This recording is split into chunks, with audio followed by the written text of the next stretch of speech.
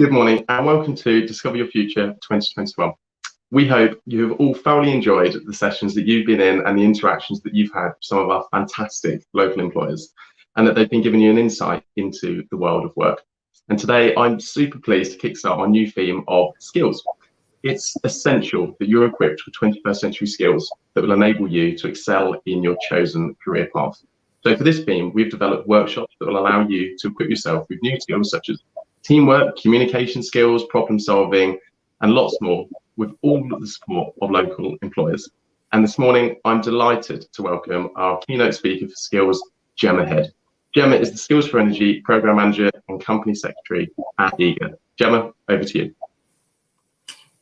Thank you, Jordan, and it's lovely to be with you all this morning.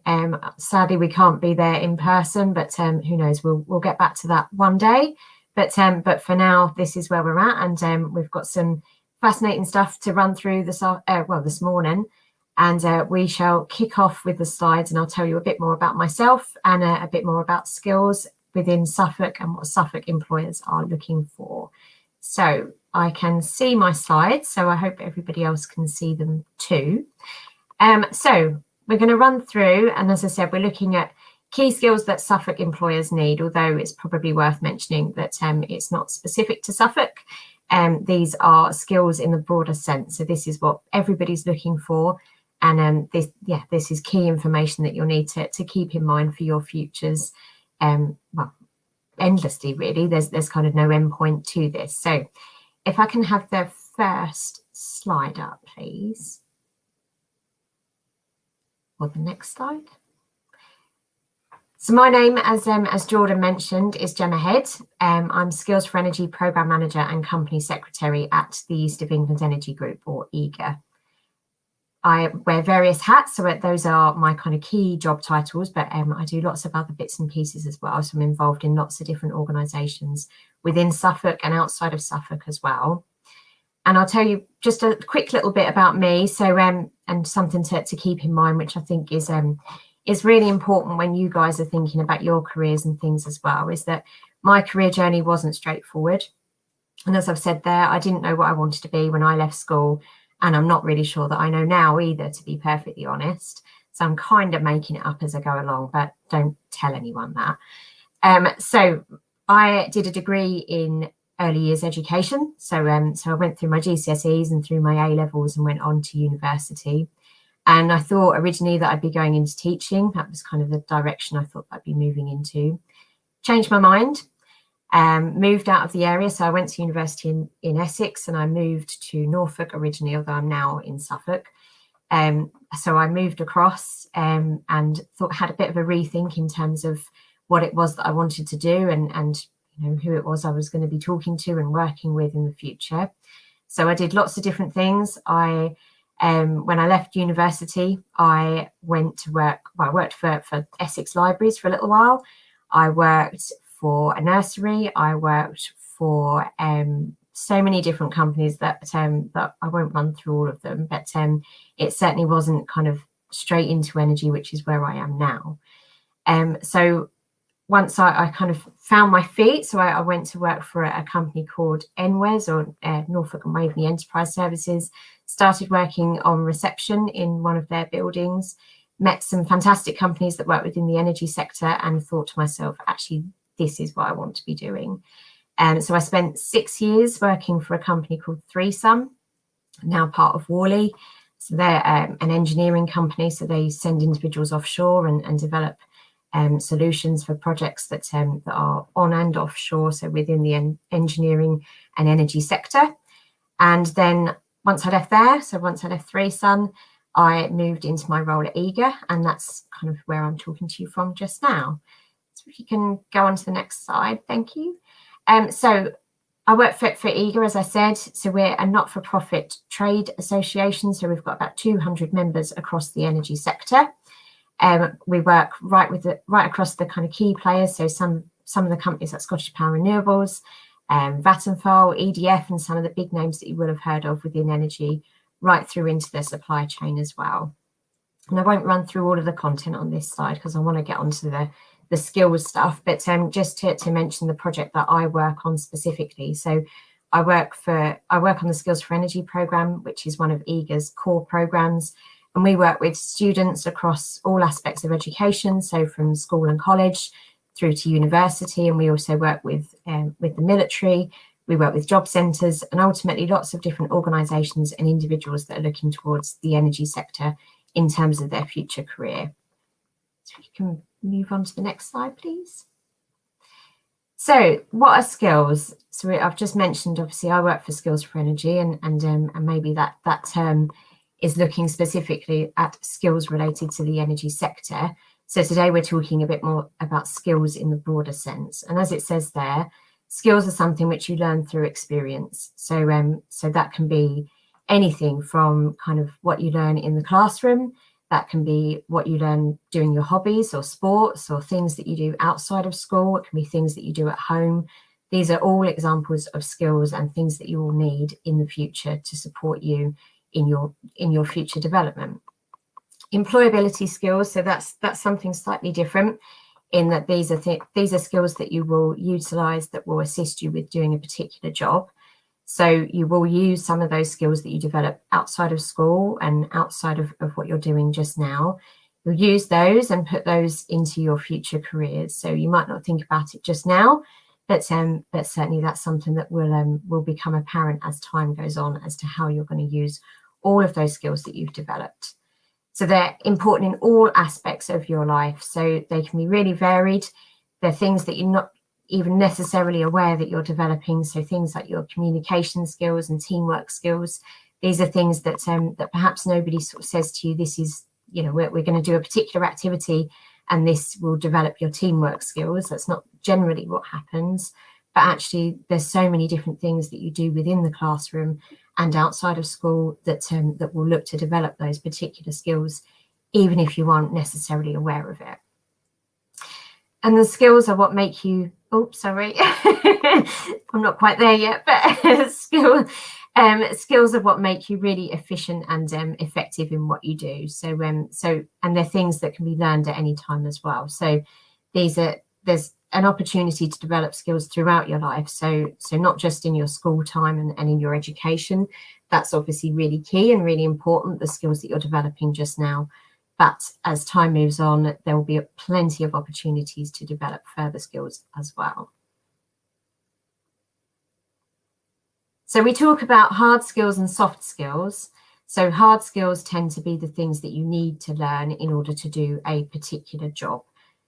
So these are things around perhaps that they're teachable skills. So these are things that you will be taught. So going back to what I was saying about communication and things of that nature, they're not necessarily things that you're taught how to do. They're things that you kind of naturally develop through the activities and through the work that you're already doing. And hard skills usually relate to a particular field. So they require specific knowledge in order for them to be gained. And sometimes, well, quite often with jobs that you're doing, these are things that you will have to have in order to be able to do a particular job. So I work a lot with engineers as an example, although not just with engineers. And with that, there comes specific qualifications and specific knowledge that individuals will have to have in order to be able to get those jobs. It's sort of unavoidable things, really.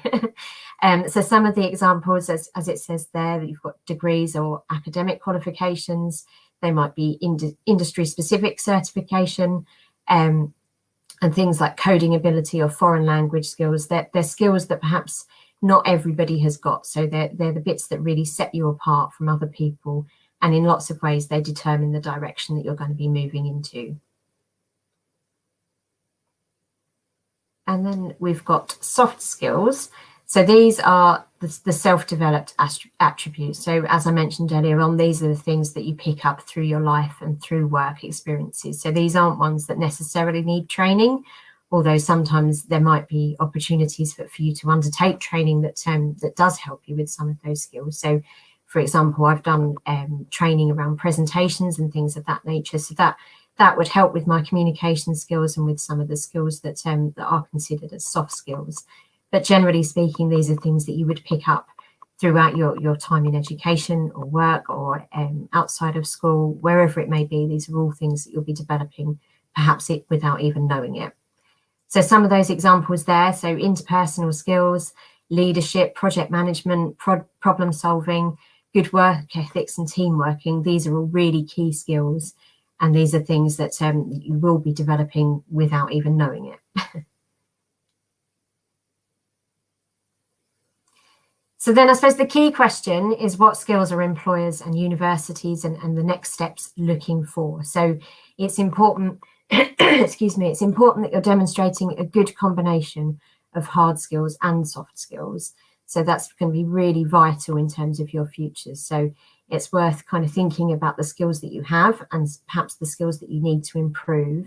And it's worth also thinking about if you've got a particular career role in mind, which, as I said at the beginning, I didn't have, but if you have got a particular career pathway in mind, you need to be thinking now about the skills that you need to develop in order to reach that target. So when you're applying to university or to college or for an apprenticeship or for a job, the employer is going to want to know as to what skills you have. And something that's quite often used to communicate that is your CV.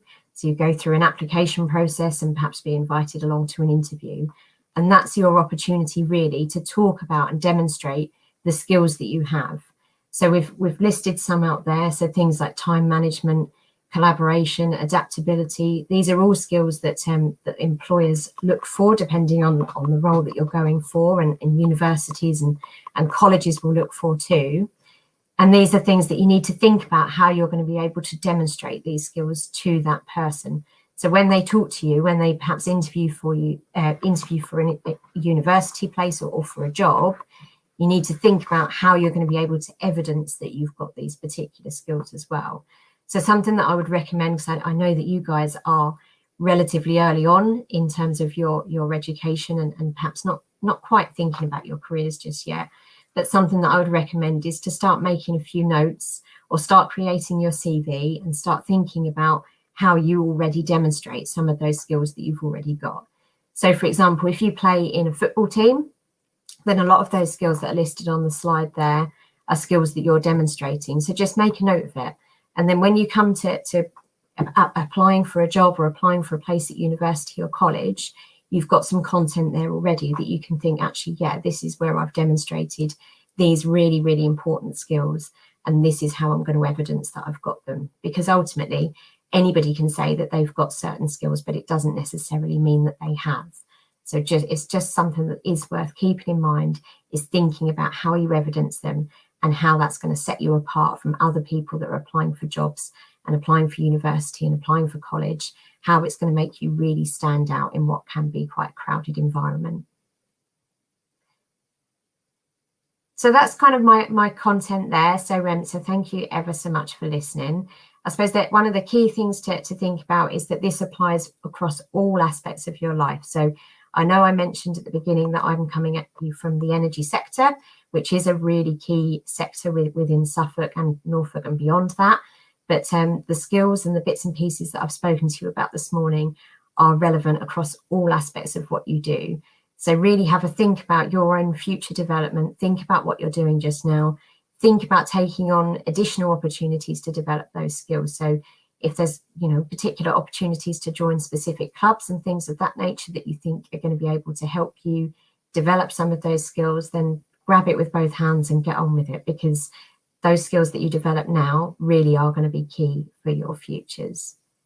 So that's it from me, unless there's any questions. Jordan, I don't know if we've got any questions for me. I think, yeah, we can definitely throw some questions at you, and I've seen some coming in, which is great. So some of the questions I can see. So how do you know which skills to work on?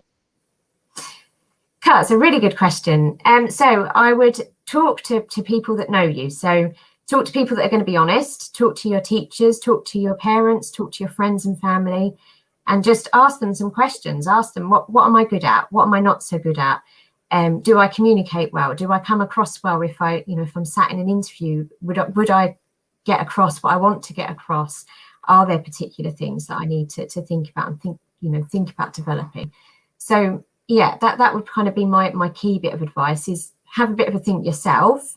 I think most of us are pretty self-aware to an extent if there's something that we don't like. So as I mentioned, I did a course on presentation skills, and standing up and presenting in front of people is still something that doesn't sit overly well with me. So I've had lots of training on that side of things, but I know that's an area that I need to develop. But talking to other people as well, most people will be pretty honest and will give you a good answer to that question, I think. Excellent. Thank you, Gemma. And another one we've got in. So when employers are looking at your applications, do they like life skills or qualifications more?